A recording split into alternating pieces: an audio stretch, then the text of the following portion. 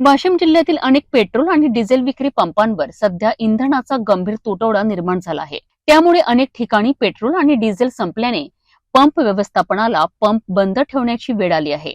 ज्या काही पंपांवर इंधन उपलब्ध आहे तिथे वाहनांच्या मोठ्या रांगा लागल्या असून नागरिकांना तासनतास प्रतीक्षा करावी लागते.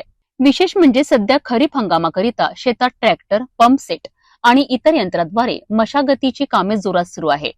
मात्र डिझेलच्या तुटवड्यामुळे शेतकऱ्यांचे मोठे हाल होत असून शेती कामे अडचणीत आली आहेत. इंधन पुरवठा सुरळीत करण्याची मागणी नागरिक आणि शेतकऱ्यांकडून जोर धरू लागली आहे. वाशिम जिल्ह्यात पेट्रोल आणि डिझेलच्या तुटवड्यामुळे परिस्थिती गंभीर बनली आहे.